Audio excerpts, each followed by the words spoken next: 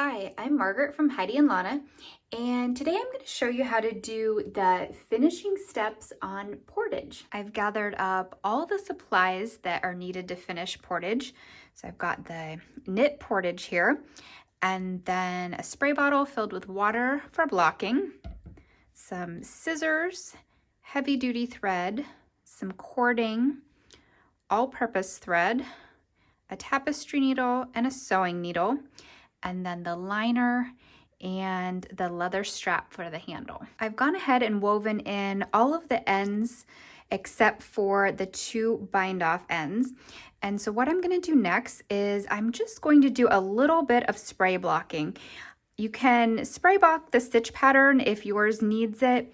Mine seems to be laying pretty flat, and I'm happy with how that looks. The one part that I do want to block a little bit though is the bottom, to get rid of this kind of point here to kind of flatten that out. And so I'm just going to spray it a little bit. I'm going to spray it a little bit on the inside too. And then I'll set something heavy there to just kind of flatten that out and then let it dry. Once the bag is dry, we're going to go ahead and place the drawstring cords in position where we're going to sew down the casing. So I'm just going to put one end over here at the right side split, bring it around, and bring the other end back out at that same side split on the right side. And then you're going to want to take the second cord, start over here at the left side split, bring it around, and then bring the other end out the left side split. Now we're going to fold one of the top edges down over the cords to the inside of the bag, and we're going to bring it right down to the start of the side split. So you can see here where the split starts. So we're just bringing it right down there to the start of the split. And then you're going to want to thread your tapestry needle with your bind off end for that side.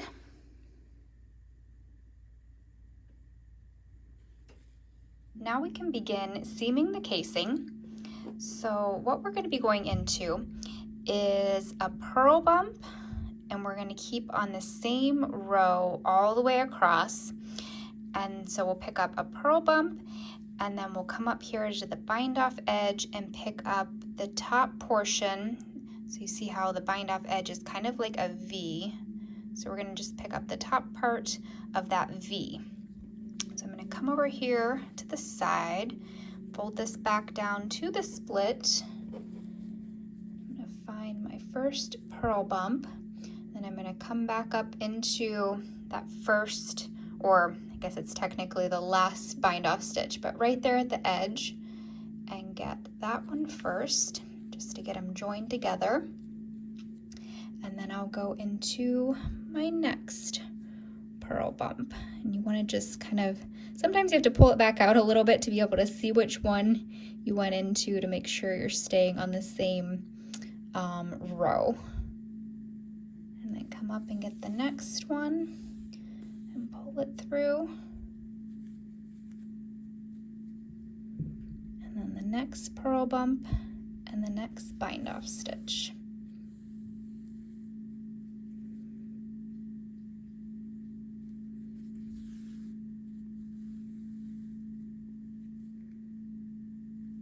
You'll just continue all the way across like that.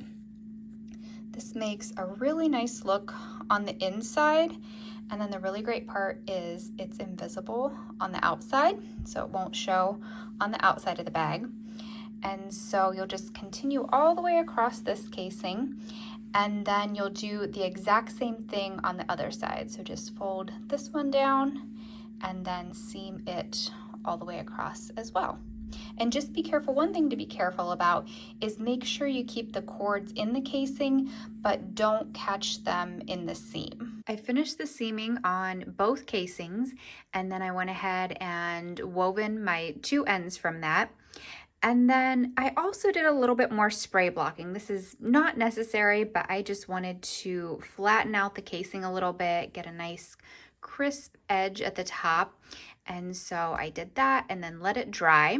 Next, I'm going to go ahead and knot the ends of the drawstrings together on each side. That way they don't accidentally get pulled out of the bag. And then I'll come back later and trim those up real nice close to the knot. Do the same thing on the other side. And as long as the bag is completely open like this, you can make the knot pretty close to the bag or wherever you would like it to be. Doesn't really matter. Try to get them even here. Now I'm gonna go ahead and place the fabric liner inside the bag, and I'm gonna put the wrong sides together. So I've got the wrong side of the liner facing out, and then it'll be going up against the wrong side of the bag.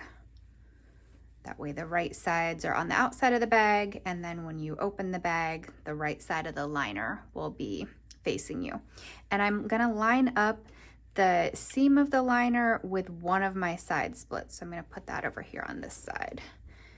And then just get it all situated in the bag. You want the top edge of the lining to sit right below the casing seam, so it just kind of nestles right in there. And I'm gonna go ahead and just place a few pins to hold the lining in place for when I'm sewing it. You don't have to, but I just think it's helpful to keep it in place and make sure it doesn't shift around, or that you don't stretch the knitted bag while you're seaming and then, you know, end up with the lining not really matching up in the end.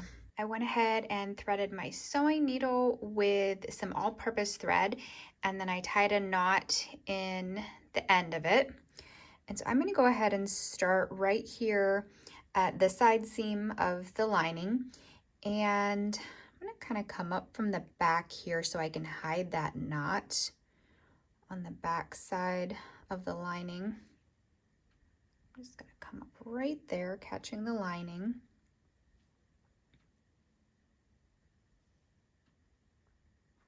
And then that'll be tucked inside there. Then I'm going to come to the knitted side, and I'm just going to catch kind of like the top threads of the yarn, top strands of the yarn. I'm not going to go like all the way through because I don't want this to show on the right side of the bag. Once we get over here, it'll be a little bit easier. There'll be a little bit more to catch because it's like double thickness, but just be careful here on this part where the side split is, just to barely catch those top strands of the yarn. And I'm just catching a few there. And then I'm going to come back to the lining, and I'm going to go into the top edge, and I'm going to take a stitch that's about 1/4 of an inch and pull it through. And then I'll come back to the knitted side and just catch a few more threads back there.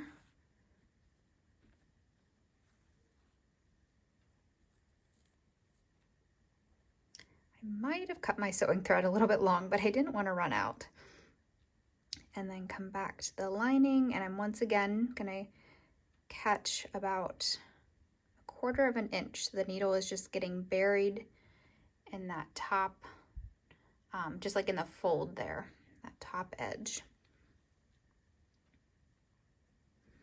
And now we're over to where our casing seam is.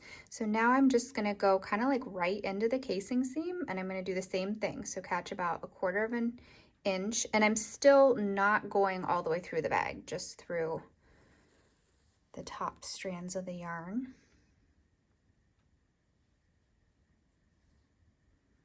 And then come back to the front side, or back to the lining, and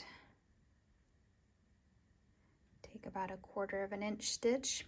I believe this is called the ladder stitch. I'm not a hand sewing expert, but I think that is what this is called. And it just makes a really nice, when you pull it tight, it's nice and invisible. And so I'm just going to continue across the bag in that manner, just going to the back and taking 1/4 of an inch stitch, and then coming back to the front and doing the same. And I may have to trim this.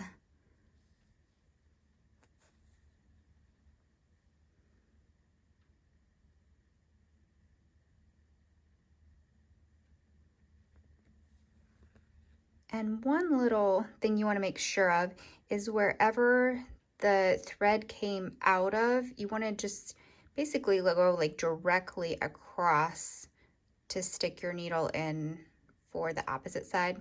So it's like directly behind, and that's what makes it really invisible.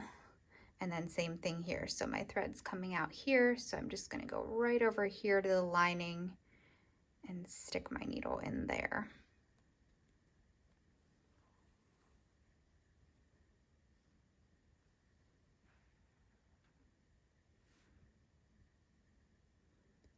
And then directly behind where it's coming out here.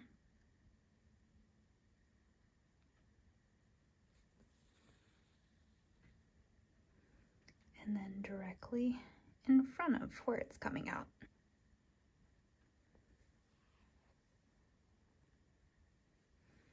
And look at how nice and invisible that is. And then of course it doesn't show on the other side since I wasn't going all the way through the knitted fabric.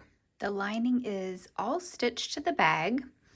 So next we're gonna go ahead and attach the leather strap for the handle. And I'm gonna count in from the left side of the bag. The second bobble, it's gonna go between the second and third bobbles of the top row here and directly above this middle line of bobbles, so right above this one.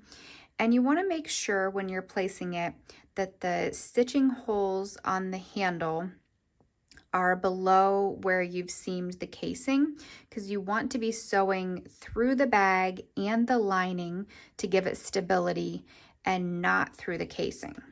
So just double check that before you start. I've gone ahead and threaded my tapestry needle with heavy duty thread, and I'm not going to tie a knot. I'm just going to leave a long tail to the inside of the bag, and then I'll knot my starting end and finishing ends together to secure it. I'm starting by coming up through the second hole down on the left side. So I'm not starting in the corner, but the second one down on the U shape. I'm starting by coming up through there. Like I said, I'm gonna leave a tail back here, maybe not quite that long. Yeah, just a few inches for knotting when I finish. So I'm gonna come up through there, and then I'm gonna go down through the corner one.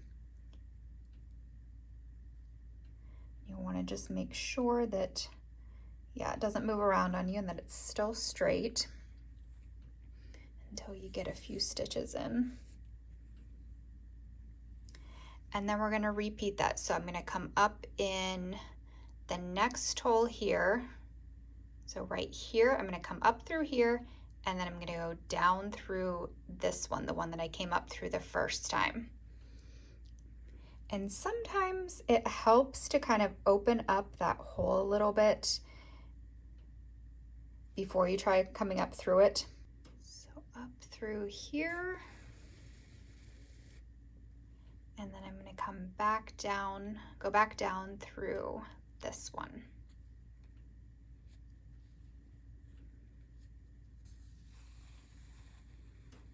And I'm just gonna keep repeating that back stitch. So I'm gonna come up through this next hole and then go back down into this one.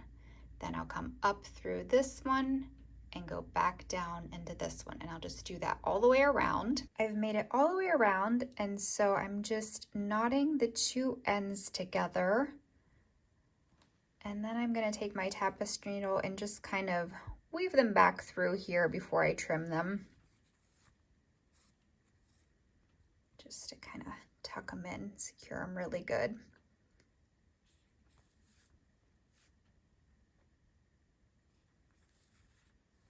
Then you're gonna do the same thing with the other end of the handle. It's just gonna go directly across. I'm gonna flip the bag over, and it's gonna go between the second and third bobbles from the same side split, directly above the middle row bobble.